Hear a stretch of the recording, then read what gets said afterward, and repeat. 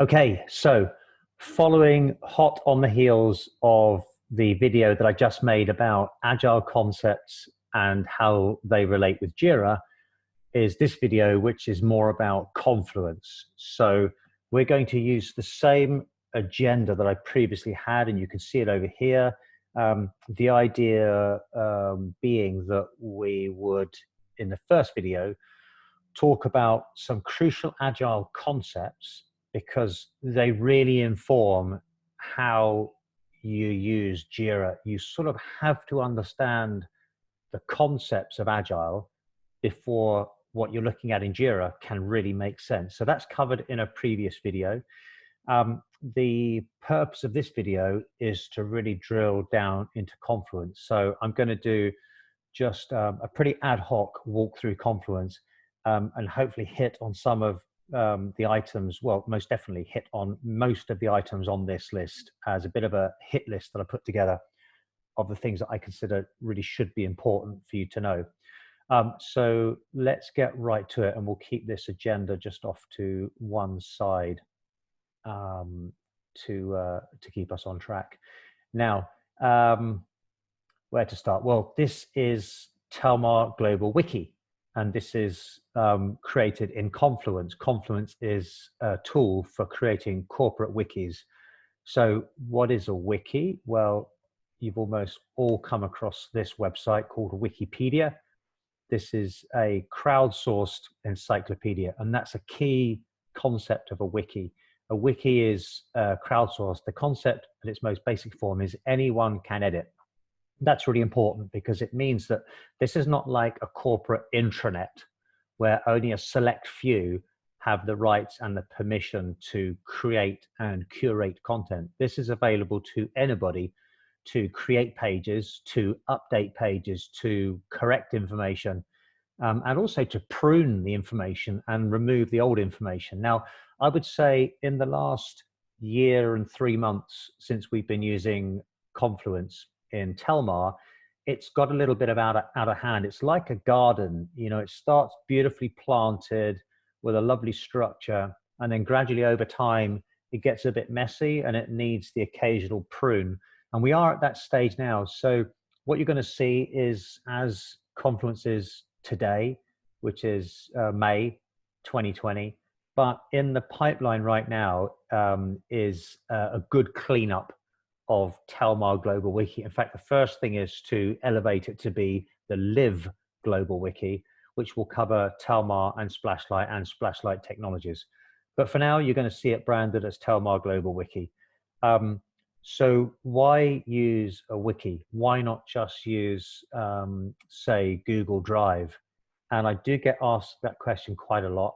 And also, I think there's a lot of confusion. You know, shouldn't I just create documents in Google Drive or spreadsheets in Google Drive? Because I can share those with people.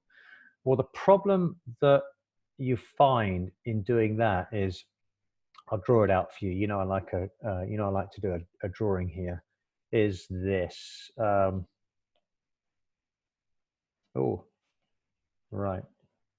So the problem with a folder structure like Google Drive is it's really useful if you already know the structure. So it's a folder structure, just like you might have on your desktop. So you can have a containing folder, and this might be your drive, or it might be a company drive. And then within that, you might have a beautifully set up set of subfolders like this. In fact, you might also have documents in the top folder. And in these subfolders, you know, they might have subfolders like this. You're all familiar with this, I'm sure. And those folders might have documents in of all different types: spreadsheets, drawings, text documents, presentations, really anything. And they may also have subfolders. So let's take this folder here. I may have some documents in here, and I may have subfolders, and indeed subfolders may have subfolders. And I think you all know all this already. I'm not telling you anything you don't know. The problem with this is knowing where to find stuff, because all you've got is, you've got a set of folders. You have to open this, let's say, you have to open this folder before you can see a list of file names that are in it. And then if you suspect that this is the file that you want, you see I'm just drawing here, you have to open that document. So now you see that document. And if it's what you want, that's great, you have the document. But if it's not what you want, you've now got to close that document down, and you're going to open the next document. You're going to have a look at that. And again, if you're lucky, or if you happen to know the structure really, really well, you'll get the right document, or maybe it's a spreadsheet. But you might, it can be tricky to find stuff in here, because at the end of the day, it is just a folder structure. The difference then with the wiki is that a wiki is actually just like the internet. It's a set of hyperlinked web pages. So you might have a home page with some content in it, and you might have hyperlinks to another document, which itself might have hyperlinks to another document. Now, if you were looking at this concept from, let's say 20 years ago, before we had the web, you might think, well, much easier for me to go with a folder structure like this, all logical and clear, than to have this rather chaotic set of web pages. But the internet has proved to us actually that this seemingly chaotic set of web pages is much easier to navigate, because we get the chance to do things like this. We get the chance, say, on this home page to do something like a hierarchical structure of meaningful content. We get the chance to make a nice rich page which has information on it. And of course, yes, we can link out to subpages. In fact, we can replicate or make a folder structure just as we do in something like Google Drive, but we get to do it as effectively sub pages, or is in Confluence terminology, child pages or children. And each one of those pages, just like in a folder structure, can have, in the folder structure, we said you might have files, you might have files within this folder, but you still got to open each one before you can see it. Whereas in a wiki, what you've got are your page is effectively the folder, and you can have content right there on that page. So you don't, what you might have is a box out at the top saying this content, this section contains all the public marketing presentations and documents available to the company. And under here, you might have,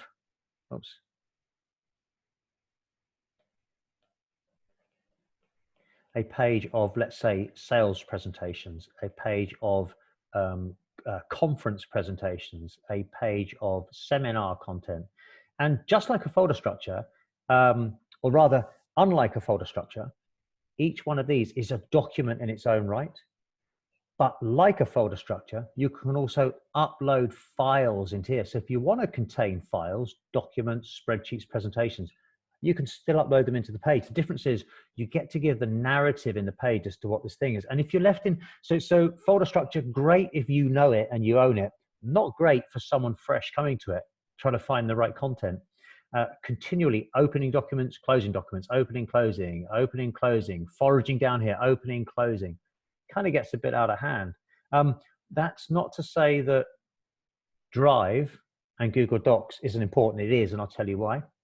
Let's do a little breakout here, because sometimes you want to create something that has a particular type of formatting, and a wiki page will not give you that level of control. Let's say you're producing some content which is for external consumption. A wiki page is not going to give you the same level of formatting control that you get in something like Google Docs or even in Word. Let's say you're building a complex table and you need a spreadsheet. You're not going to get those spreadsheet functions in a page in Confluence. You can create a table and you can do some basic things, a table over here, here. You can do some basic things like sort by columns, but you're not going to get all the functions of a spreadsheet. But that's fine, because all you do is you create those documents. So the spreadsheet or the well-formatted document in the correct tool, be it Google Sheets,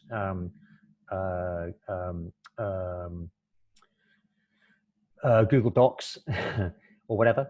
And then you just link them into these pages. You either embed them in the page or you just link out to them.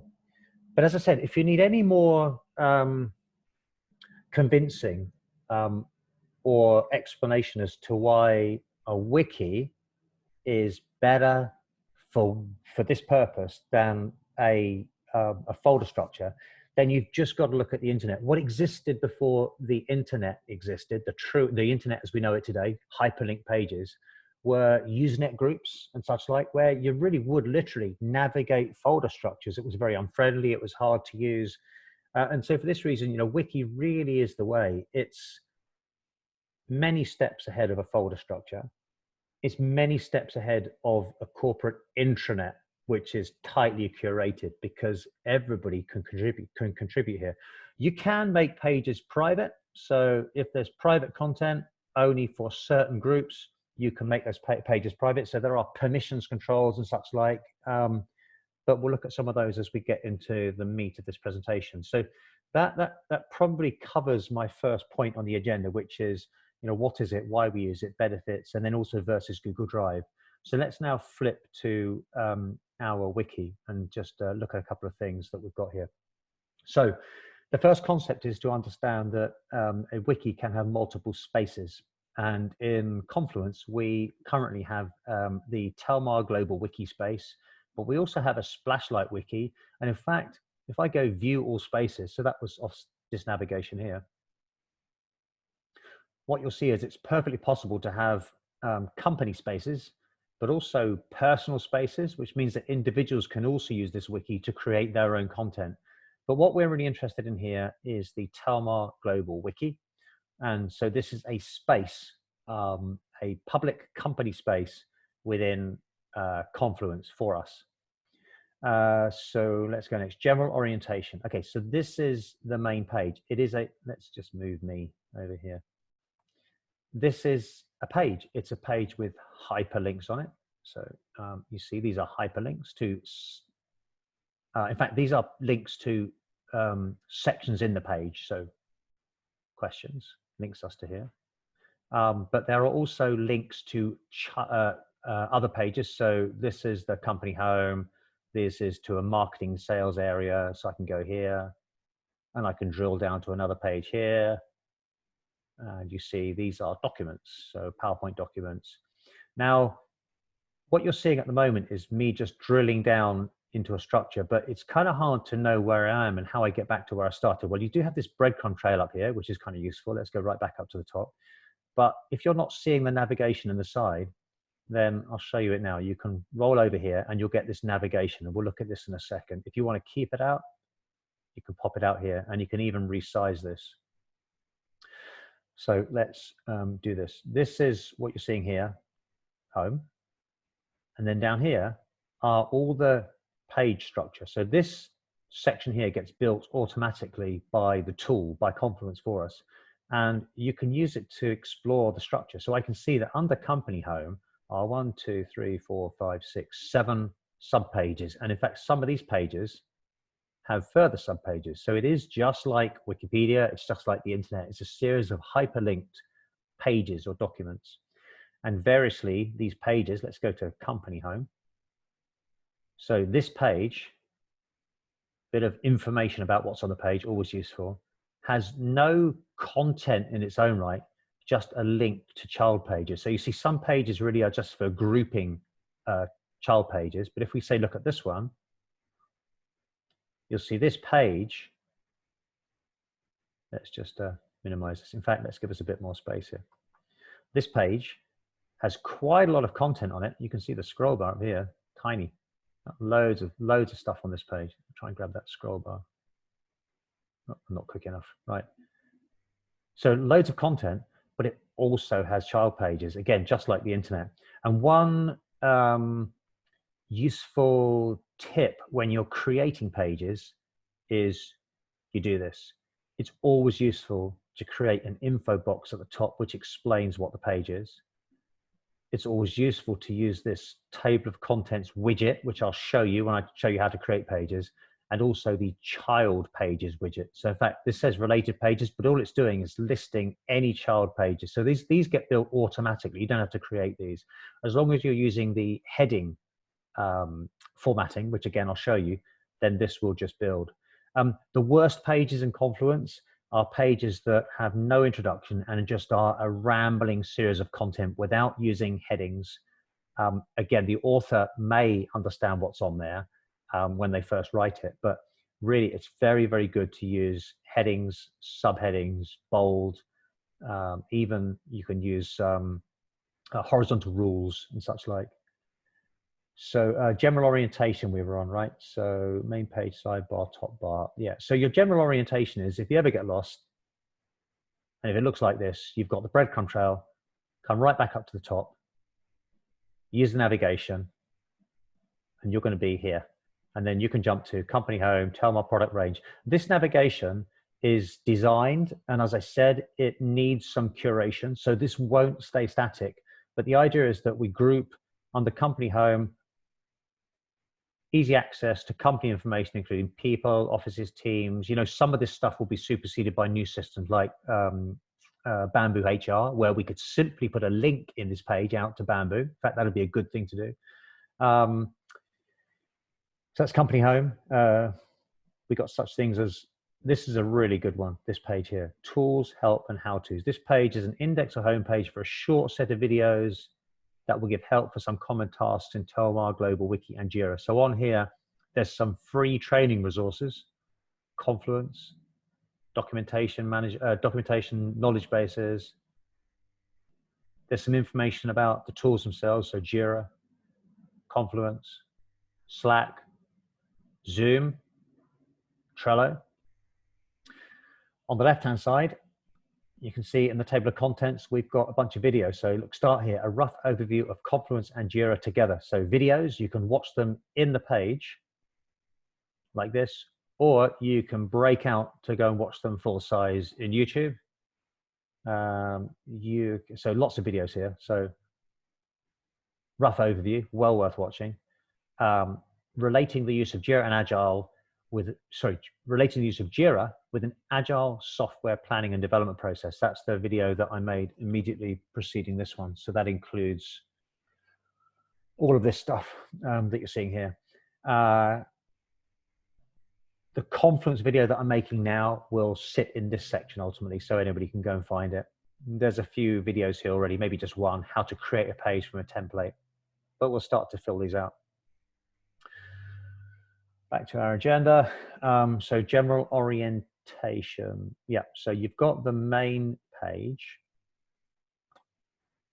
You've got the sidebar for navigation. You've got a search box up here. So if you hear something about Stretch 2020, you may not know where to go in the navigation, but you might make a guess. You know, maybe it's under the product range or the product team pages, but you can just use this search. So let's search for, what, 2020. And here we go, TLS Stretch Revenue 2020. Click on it. And this takes us, a couple of things happen here, directly to the page, which is concerning the Stretch 2020 revenue strategy, but also it's expanded the navigation tree. So I can see where I am in the navigation. So I can always come back here. It's under, in this case, product team pages. If you want to know something about, let's say, who are the product owners of a particular product. Okay, let's say, oops. Let's say you want to find the product owner. Let's do that again. I want to find the product owner for survey time. So I might think I'll search for survey time. Oops. Geez, sorry, operator error.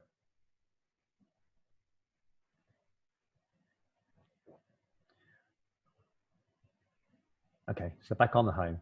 Let's slow down a bit. Let's search for survey time. Now the problem here is survey time is going to be all over this wiki. So to try to find the product owner, you might be hard pressed, but let's try a different search term. Product owner. You know, you have to have a reasonable idea of what you're looking for. Product owners and tech leads. It's going to be one of these. Let's try this one. And indeed, this is where we go. This is telling us by product, who is the product owner, who is the technical lead. And again, this expanding navigation, so it tells us where it is. In fact, this is sitting under this page. which is the description of how we do software development. In fact, how we do needs capture, refinement, prioritization, and software development in Telmar, including key concepts, how to get new works into development, the roles that are active in this process, and then also some insights into current works in development. So that's pretty useful. So you've got the sidebar for navigation. You've got the top bar. This top bar is quite new in Confluence. Let's show you what we've got here. If I go home, actually it takes me to the Confluence home, not the home for the space. So you then have to go to the space, or as I said, you use this link here.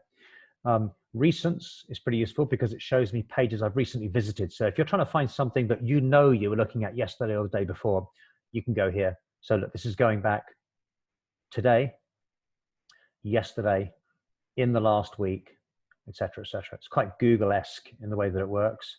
Also pages you may have worked on, so pages you've actually done some edits on today, yesterday, etc. Drafts, so pages that might be work in progress. And also this is useful, starred pages. So on every page you go to, let's go to any page here, this page, product team page, I can star this page, star this page. If I star it, that means that page is going to appear under my recent pages starred. So should be on this list here. Telmar product range. Is that the one? Or maybe I might need to refresh. Maybe it only appears after a refresh. Let's have a look. Recent starred. Yeah, product team pages. So I actually don't want that one starred. I know where that is. Let's unstar it. That's fine. And I'll just do a refresh again. So this is useful. Visited, worked on, drafts, starred. Great for being able to, particularly starred, if there are pages you're interested in. I'm particularly at the moment interested in Adlock Global, Adlock Discovery Eurosport, and a whole bunch of others. So the new audio, out of home, application usage dashboard, etc. So starred is a really, really useful tool. The other thing I'll just dip into now is watch. You can watch a page. If you watch a page, what you will get is, so let's stop watching, unwatch it. Right, so the idea of watching a page is if I watch this page, then I'm going to get an alert in my email box anytime something changes on this page. The other time when you will get an alert when something changes on the page is if you feature in the page. So if your name is either tagged in the comments or if your name actually features somewhere in the page. So if we go to something like, let's go to the out-of-home delivery plan. What you'll see in this page, most likely, I'm hoping, is that we've got some people named in here. So Jeffrey Whelan, for example. So by tagging Jeffrey in this page, it means he will get updated. In fact, all it does is it auto watches the page for him. He can choose to unwatch it so he doesn't get spammed. But that's quite useful. That's something I'll talk about down here. I guess we're doing this now, star a page and watch a page and where to find them. So again, yes, you'll find your starred pages up here. So pages you're interested in and you want to keep an eye on, you can star them, which lets you go back to them, but it doesn't alert you. If you want to be alerted to changes, then watch the page and you will be alerted to changes. What else have we got here? We've got the spaces navigation. So this allows me to navigate between recent spaces that I've looked at, and it also allows me to view all spaces. But we want to stay in Telmar Global Wiki for now. We've got the People tab. I must admit, I don't think I've ever used this tab, but let's try something here. Let's search for Mark Line. So this shows me Mark. It shows me the pages he's recently worked on. It tells me that okay, these are the places where he works. So this is combining some Confluence spaces with some Jira projects.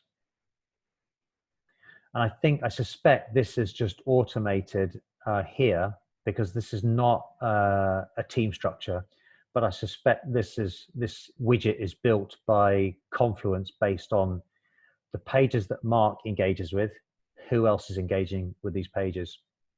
So, you know, it can be quite useful. If I know that Ted has been working on something, I can find Ted and I can see the pages that he's been recently working on, which is really useful way to find something, really useful. Then we've got apps. You know, we don't use this at the moment. We're really trying to keep Jira, Confluence, I'm sorry, very, very lean and not junking it up with lots of app integrations. I would say that it's very tempting to integrate lots of apps with one's Jira or Confluence application, but just because you can, it doesn't mean you should. I always would say if there's an app that you think we should be integrating with our Confluence or Jira, the question is, why do we need it? We should never add it just because it's possible, because there are countless apps out there. So we've done, where are we up to? Navigate the hierarchy. I guess we've done navigating the hierarchy. Let's go back to, okay, so this home up here takes us to Confluence home. So we need to go back to the Wiki homepage here. I think we've done navigating the hierarchy sufficiently. I can either click to expand, but that doesn't change the page I'm looking at, just like I'm doing here. Or you click on the page to go to the page. Now, you may have noticed a little plus sign here. If you create this plus, it's going to create a child page underneath this page. Now, we have intentionally not locked down the permissions too much here. So in fact, anybody can create a page in most places here. If we find that gets out of hand, then we might implement a more structured permissions model. But right now, we seem to be managing okay. It does mean that sometimes pages will get created in the wrong place and pages need to be moved. It is possible to move pages. I would say if you want to work on something just temporary, or you want to just try something, go to here, temp miscellaneous playground. And here, you know, really happy for you to create a page. In fact, we'll do that next. So we've done navigating the hierarchy. We've done searching for content. We use this search box up here. We've done start and watch pages and then where to find them. Commenting a page, editing a page, creating and moving. Let's do, you know what, let's create a page. So I'm gonna do a couple of things here. Let's imagine I was in Global Home, right at the top, and I decide I want to create a page. There's a great big button up here. Lovely, so easy. Create a page. And this is it. It's, I can give it a title, which I should. Dave's test page. And I can give it some content. This is some writing. And I can add images like this. If I can maybe find something. Oh, here you go. There's a mug shot of me. So I can just drag that into the page. So it's really easy to add content like this. You can resize it like this. Lovely. I think we'll get rid of that one. So let's publish this page.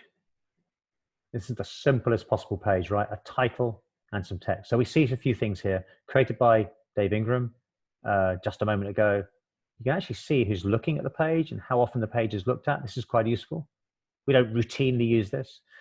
The idea I mentioned at the start is there is an idea to revamp the wiki. And I think that we will maybe start to make use of the analytics to decide where we're going to start with that. But here's a page, Dave's test page. There's the text. I can like the page if I want. If I like the page, it also has the effect, I think that automatically watches it for me. So I'll also get notified of any changes. And that's it. And I can add comments. So I can say, hey, had you thought of this? Gosh.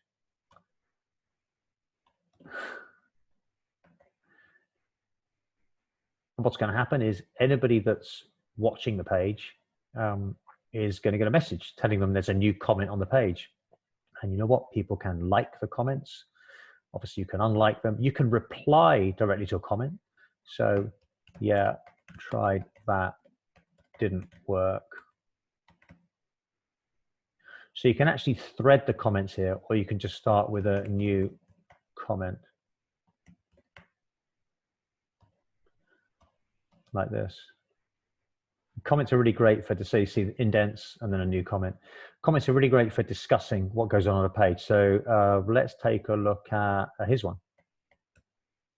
show you how comments can get used, and then we'll get back to creating that page. So there is a project at the moment to create a set of product training videos for the Telmar heritage products, and it's here. So you see we have this little info box at the start.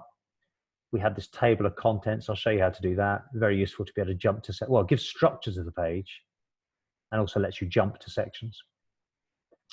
Another info box, just setting out some objectives for what this project is. Some use of tables. What was I going to show you here? Comments. Let's go down to the comments. Some images dropped in line. Another type of info box with some checkboxes, bullet lists, status macros. I'll show you all these things. Formatting, colors, italics, bold, and such like. Comments, right. Here's a really healthy comment thread. So it starts off, Sam, great page. And then what I did was, hey, all. So I know that everybody that's tagged in this page, as in this task force, is going to get an alert. So I don't need to go and email them. I can tag them here, make a comment, they'll get an alert, and it's in context with the page. So here's the page. Tagged a few other people that needed to be involved. Note to some particular people about some actions needed by them. So you can really go crazy on the comments. A note from Marsha here, commenting on something. I see we've included a radio tab. Let's discuss. Great. Added to an agenda. And in fact, we even use this page to form our agenda for our weekly meetings on this project. So let's go back up to the top and look at our table of contents. Let's just step through this. Work packages, project meetings. There we go. So we can go to our project meetings, and we're using this page. These were the key topics to cover 2 days ago. And what we're also doing is starting to form our agenda for the next session. So everything's in context, and it makes it really easy to follow what's going on. So let's go back to the page that we created. Now, how are we going to find the page that I just created? Well, if I remember where I created it, and I do actually, I can just go straight there. I created it at the top level. So it's here, Dave's test page. Now, I don't know whether you see the problem I've created. The problem is I've just, I'm adding to the risk that this, instead of being a structure, just becomes a long list of pages. Because if you remember, I was here and I created the page at this level. So it's made a sub page at the top level, which I don't really want. So this is an ideal opportunity for me to show you how to move a page.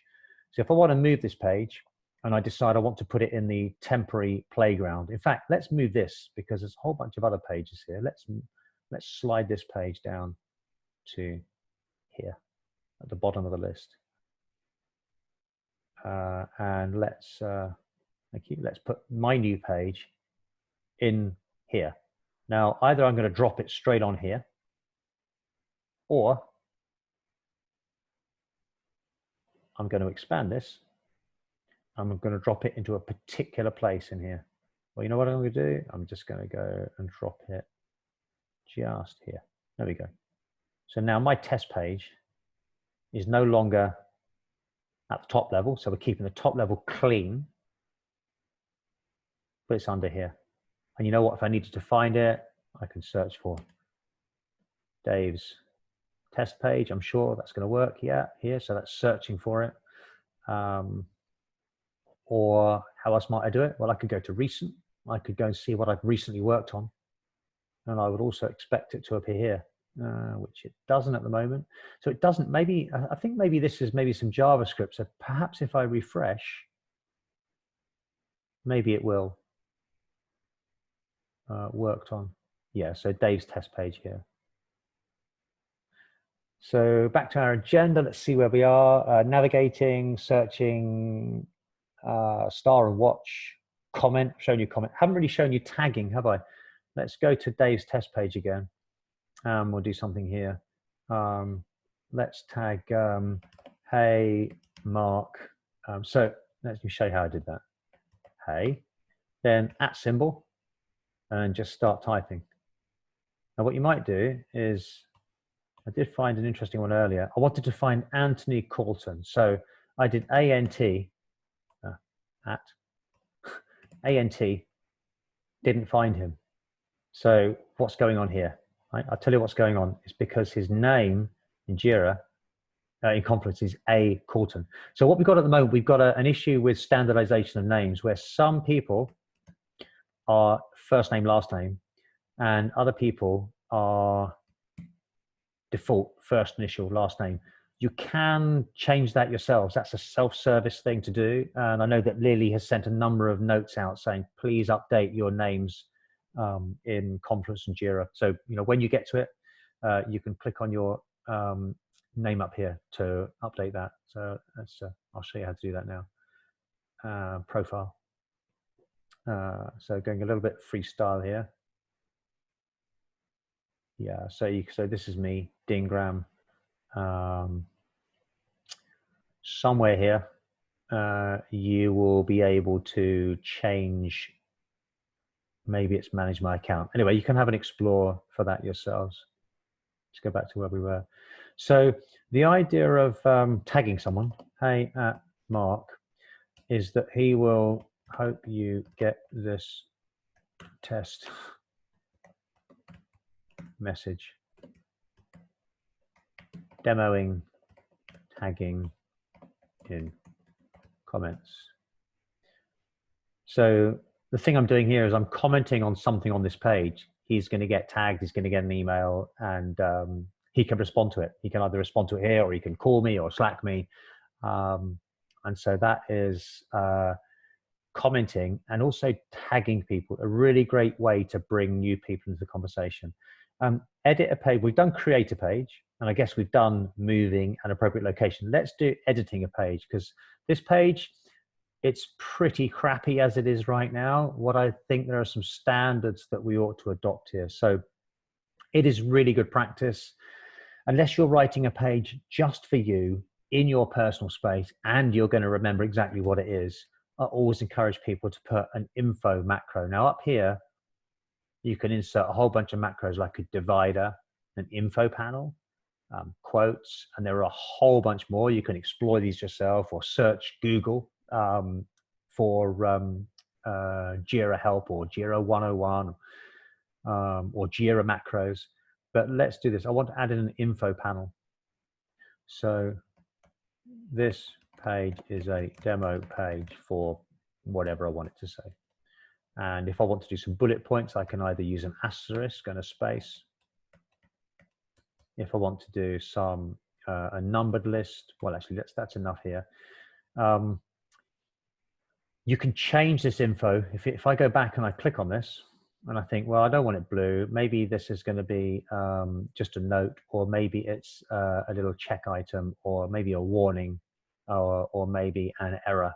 So there are just some preset macros, and Jira makes it really easy for you to split between those. But I think it's nice on a page always to start with an info. What is this page? I talked about headings. Intro, exec, summary. So if I've got a page and it's all about right,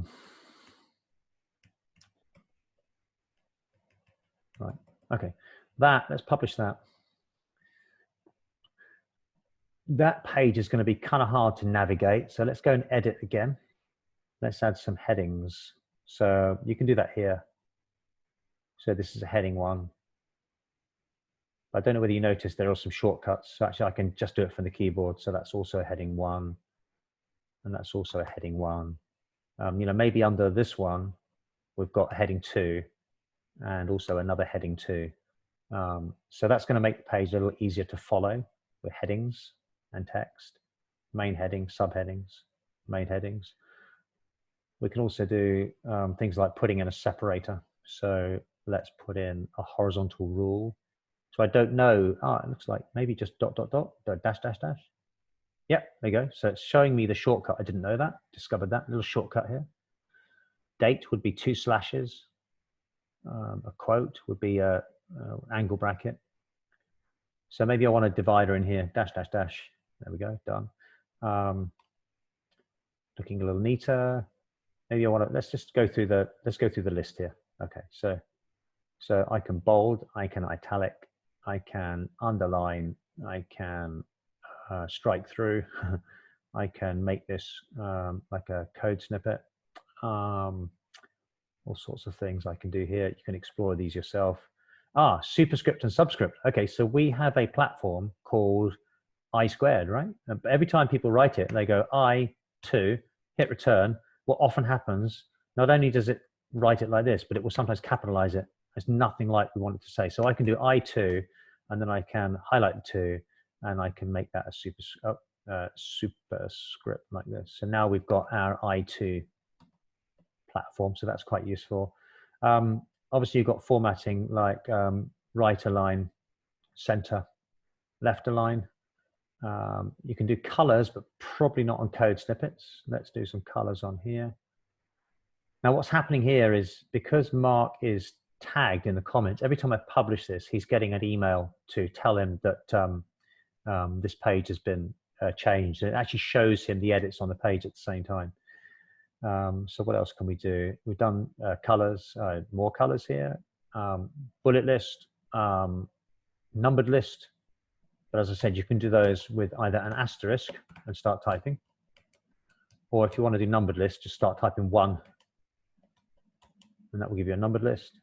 You can do checkboxes. So maybe this is not a numbered list, but let's do this and that and the other. Now, the nice thing about checkboxes is unlike these other controls, these can be interacted with without going to edit the page. So, you know, having a nice little ready checkbox is quite useful sometimes. Little checkbox list. Another thing I use quite a lot, and it's useful, would be the status macro. So there's another macro called status, this one here. And you can activate it by, in fact, all these macros, you can generally do / and then say info. And that gives me an info panel. And I happen to know that status is /sta, here we go, status. And here I can say I can put any text I want and choose any color I want. And that's also, you can do Control Z, by the way, to undo something. That's also quite useful. It's quite a useful little widget or macro to use. I won't go through all the macros. There are so many, but let's stay back up on here. You can add hyperlinks. So if I want to link to telmar.com, just go and grab my URL. And in this page, you can highlight the word and you can just hit this link, paste it in, and that's now a link to telmar.com. I think also possibly it will automatically, let's see. Yep, so that's changed that text into a link and you can edit the link. So again, this sort of stuff, Telmar, so I'm editing the text that will display behind the link here. So it's all the stuff you'd expect to see in any WYSIWYG editor. You can add an image, upload a file, or you can drag one in, as I showed you before. You know, just drag the image in. You can tag someone, but again, you can just hit the @ on the keyboard to do that. You can introduce smileys. I'm not sure why I can't do that here. Here we go. Yeah, so a whole bunch of emojis. Tables. Tables are kind of okay, but they're not great. I wouldn't want to be doing math in these. Heading, another, and you can just tab through the table. It will automatically add rows. You can do things like, the table formatting is a little bit weird. It's not great. You can multi-select and say change shading, for example, and make it look really horrible. You can multi-select and sort of do either bold from here or Control B on the keyboard. What also happens with a table is when you publish it, it's normally possible. Yeah, so the viewer can sort as well. That's quite useful. And I think if I refresh, it will revert to the original page order. Yeah, so you know, when you sort, it's just for that session only, but you're not changing the page. But when somebody or you revisit the page, you'll see it in the original order. So what else can we do here? I mean, this is all really about creating a page. Table layouts. Layouts are quite useful. slightly advanced feature. Let's get rid of some of this. Layouts let you do things like, okay, so at the moment this is one column, but why don't we do this? Why don't we add a layout? So here, I just hit this and I've got the default layout, which is 2 columns. I can make it 3 columns. I can make it big and small, small and big, small, big, small. And that just allows me to, oops, let's try that again. Layout. So you can do some things like, maybe this is the main body over here, but you just want some sort of side notes here. And I think you can also do things like this. You can stick a panel just in one of the frames like this. So let's publish that. So this is showing you, I've got my main page, which is a single column, and then I added a layout down here. But it's not a table. Look, it doesn't have table borders. Maybe there's an option. Let's go have a look. I actually don't know. Yeah, there's no option for borders. You can make it go full page, or you can contract it back to a narrow page. What I tend to do quite a lot is layouts are fine, and that's great. It'd be good if this was like text all the way along, because the delineation between the 2 columns would be easier to see. But what you would have noticed on some pages is I have a table of contents and child pages at the top. Well, let me show you how you do that, because this is a very important macro. /tab, table of contents. That's the one you want. You don't want a table of contents zone. You want a table of contents. And that is the table of contents. That's all you need to do. If I now publish the page, you'll see this will build a table of contents for me. Intro, exec summary. So these are the heading 1s. These are the heading 2s. Heading 1, heading 1, heading 2. And it hyperlinks them so you can jump to the exec summary, or you can jump to this subheading. But it's kind of weird just sitting there like that. So you could do a little bit more. You could put it in you could put the table of contents in a table. Let's have a look at that. It's quite a nice thing to do. So add a table. We can highlight this column and shift highlight this column, get rid of those. Probably get rid of those rows as well. And I'm going to write table of contents because I want a heading on it. And now I'm going to add the macro for table of contents. And we're going to delete this one because we don't need that. So now I've got basically this is a table that I made with 1 cell, and I put some text in it, and I put this macro. So let's have a look how that looks. Let's have a look at that. So you see, it's just a little bit more, it's a little bit easier to read. And if I was really being fussy, what I might just take out some of this white space here. Yeah, something like that. And I might even put a horizontal rule in here like this. Yeah, so the other thing you might have seen is if you're making a page and it has lots of subpages, so this page has no subpages, but if I'm on this page now and I add a page, we're just going to call it Dave's subpage 1, publish that. And let's go back to my parent page and create another subpage. And this one is going to be called Dave's subpage 2. Right, now you can see if someone is navigating the hierarchy, they're going to see my parent page, click on it to be able to see it, and they're going to see these subpages. And a lot of the work we do, let's go look at something like, what's a really good one? So a current project, let's look under product team.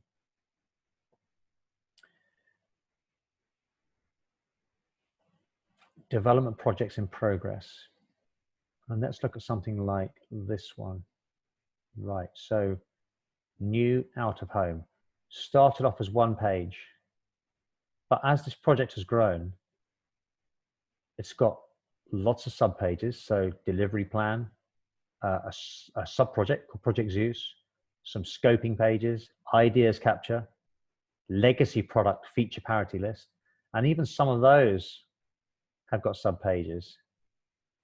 So wouldn't it be nice to be able to give some navigation to all those subpages from the parent? And you see, that's what's been done here. So you've got a 2-column table, just as I built before, table of contents with a table of contents macro, and then the words child pages with a child page macro. So let's see how we do that. Let's go back to my Dave's test page. See, I went from the recent, and we've got our table of contents, but let's add the child pages as well now. So I wonder, I'm not sure if I can add, yeah, I should be able to add a column from here. So I'm on this table, not the table of contents, but on the table, and I'm going to insert a column. And in here, this is going to say child pages. I'll make it bold, so I'll just highlight it and Control B. And then I want to put a macro in here, and the macro is called children pages. So /CHI, here it is, children. And I've got some options here. How many do I want to show? What's the depth of the hierarchy I want to show if all of these had subpages? You can change heading styles and such like, but we'll just leave it as is, just standard. So let's publish that. You're going to see the, let's just slide this over a bit. Come on. Interesting. Here we go. Oh, it's here. Strange. So we see the table of contents and we see the child pages. And remember that cell, we didn't change the cell color. So this is quite nice because I'm coming to, this is like a project page, like a main page, summary of the project, maybe a task force, maybe some key deliverables. Maybe there's even a Gantt chart on here, which, you know what, I might have created it in Google Drive. This is back to this idea that we had over here, right? Sometimes creating the detailed content in a tool that gives you more granular control, but then linking it into a page is the way to go. So we might create a spreadsheet, a finance spreadsheet, maybe project finances or a Gantt chart in a spreadsheet. And we may just link it into this page or just drag it in as a screenshot into this page, and that's fine too. But the key is this main page gives us a lovely navigable table of contents, so some structure, not just a long text page, but also direct access to the child pages. You know, you could even, if you want to link to another page, maybe we've got children pages, and we might also want to, can I do this? Know what I want to do? Yeah, we might also related pages. So related pages, I might want to add something to, maybe we're going to link to the out of home project. So I've actually just manually pasted in a link there. So we've got child pages and related pages. Right, back to the agenda, because there's a lot. I mean, we could go deeper and deeper. Creating a page, moving a page, export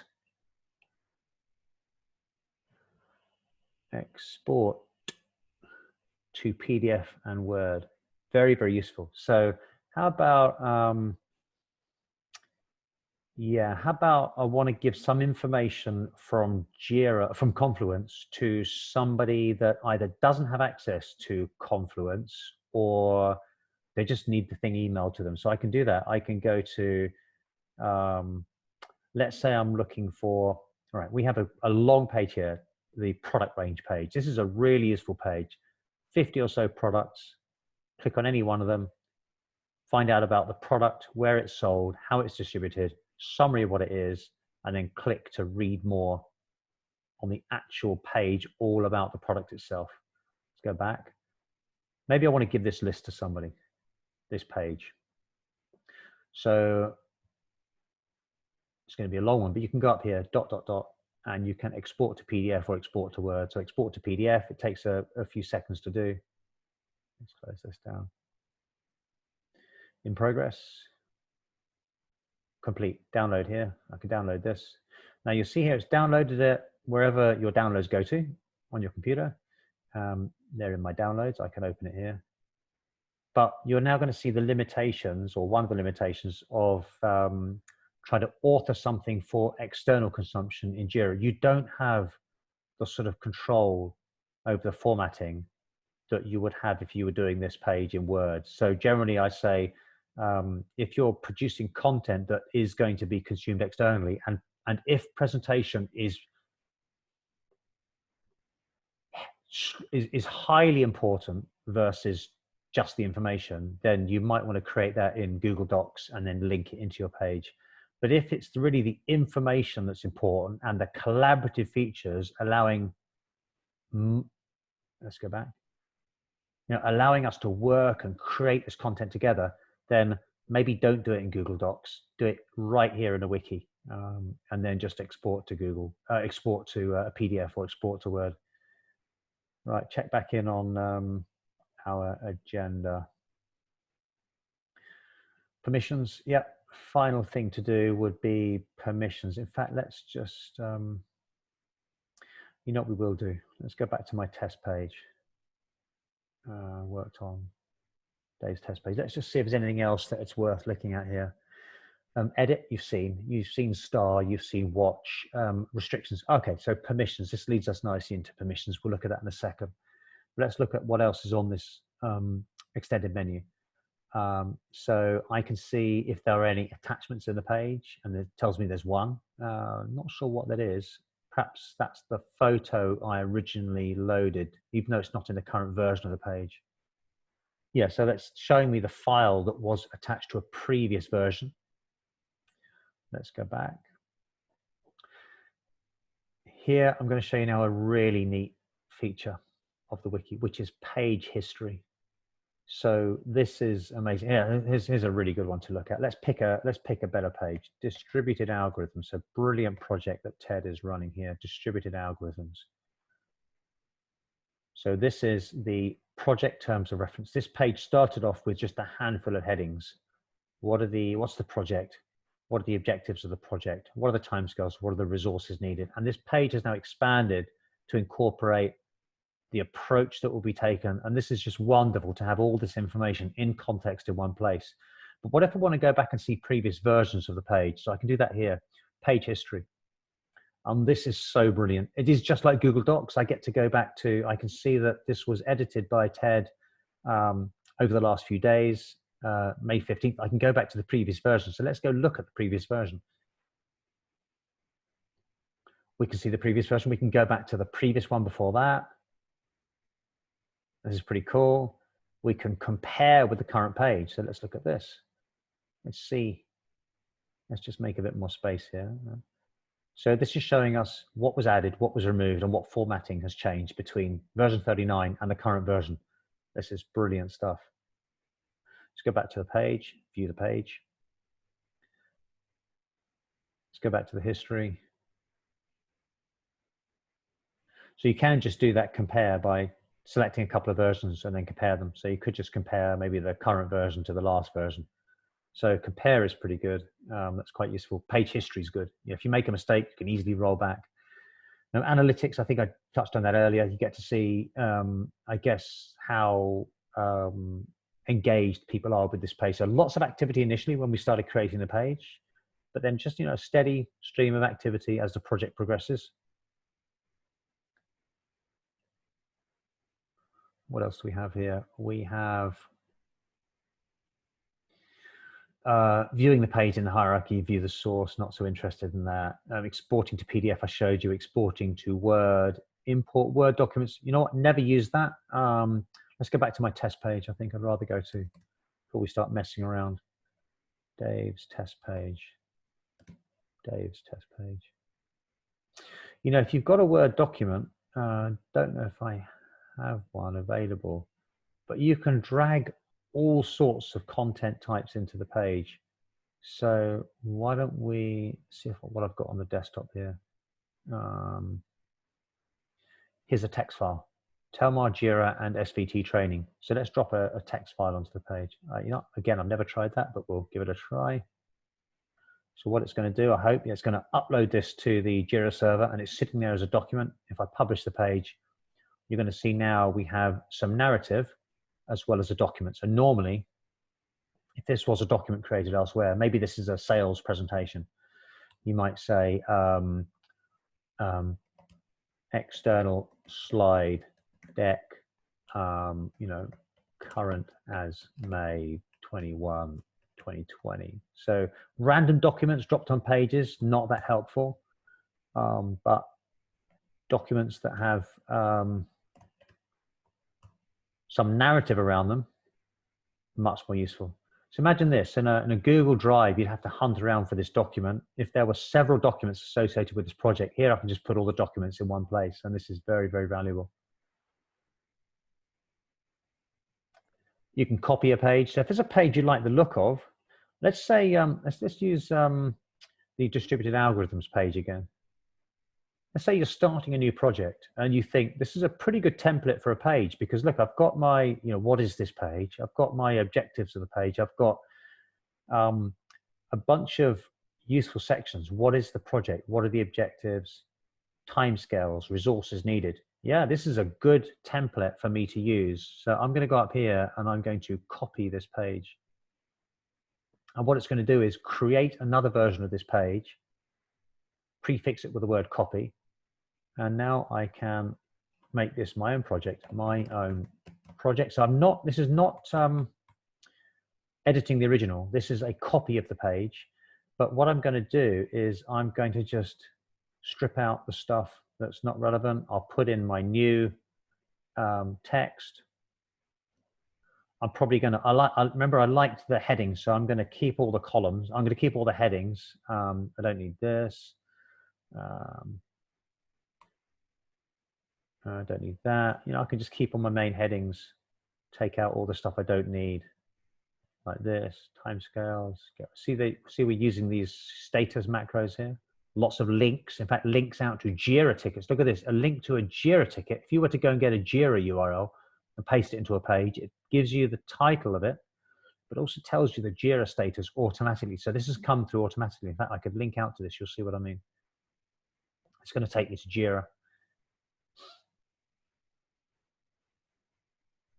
Directly to that story, and as you see, it is to do exactly as it showed here, to do. So this is great because you know what this will do? This will automatically update in the page. When that Jira story changes, the page will automatically change, which is pretty neat. Because if you think, you could have a page that's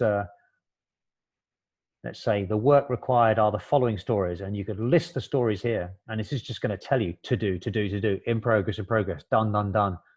You don't have to go and edit the page, just simply by the stories moving through the Jira workflow, your page will change.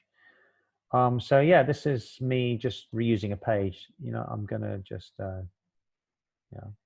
you'll get the idea. I'll publish this page. A couple of things to note.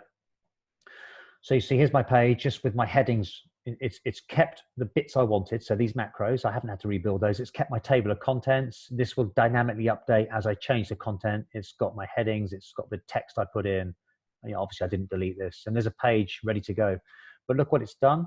It's created it at the same hierarchical level as the original. So the original page is, let's find it here. And my copy is at the same hierarchical level. So that's just something to know about. Not everybody has permission to move pages. Clearly I do. But if you need a page moved, you can ping me or Ollie or Peter, any one of the administrators. But you know what I'm going to do? I don't need this page, so we're going to go here and we're going to delete this page, just keeping it nice and clean. So as you can see, I can delete the page.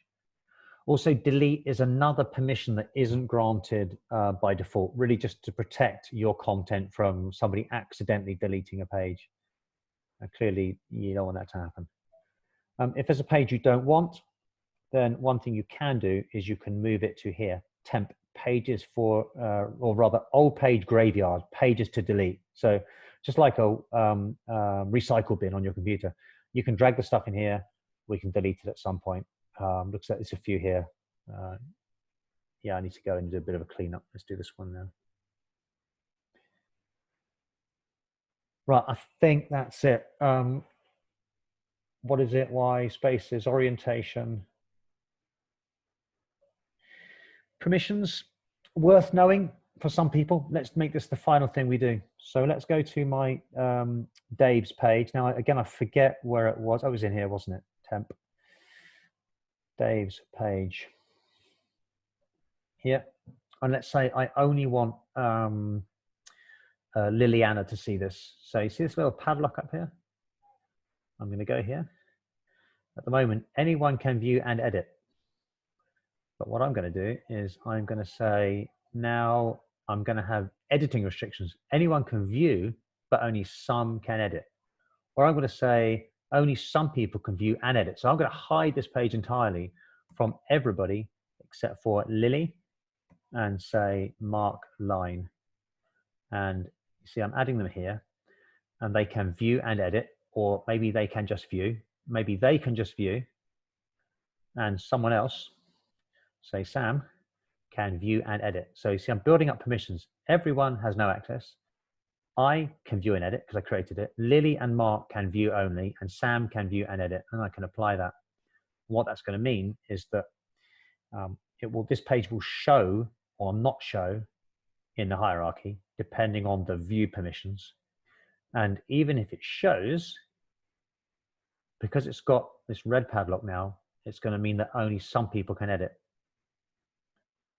So that's it. I'm going to remove all these special permissions again on this page. So now this page once again is still got a red. Let's have a look. It's only me. So let's go back to here and make it anyone can view and edit. And now it's open again. What else can you do? Share. Never tried this, never used it. Test. I can share it. What I normally do is I just tag people in the comments. So that's something that you can do. Just tag them in the comments, as we did here. Yeah. Right. That is just about everything I can think of. So this takes us back to the same as home. This is letting me switch between Jira or other apps. Actually, these are other Atlassian apps. So Jira and Confluence. We're in Confluence at the moment. Over here, various alerts. I almost never go up here because the alerts tend to come into my email. Help. Never looked at this. Probably quite useful. Online help. Mobile app, right, a word about the mobile app. There is a mobile app, it is not great. There is an iPad app, it is not great. I don't use it. The navigation is not great, the commenting is not great, the editing is not great, just to let you know. I'm sure it will get better, but it isn't great. Settings. These are going to be settings just for me, I guess. No, actually, these look like site settings since I'm an administrator. So you're probably either you're not going to see this, or you'll get a very, very much restricted set of settings here. I think that concludes. I think that concludes this session. That is everything we need to do. Oops, just gone to Vicky's workplace. Let's go back to our original space. So if you need to get back, if you ever need to get back, spaces, you can view the spaces here. You can just click on Telmar Global Wiki, and once you're in here, wherever you go, you can always get back from the breadcrumb trail or here. If you don't have the navigation and you're wondering where you are, either hover, it will pop out, or lock it out like this. Right, with that, we are done. Thank you very much for taking the time to watch, and I hope this is useful.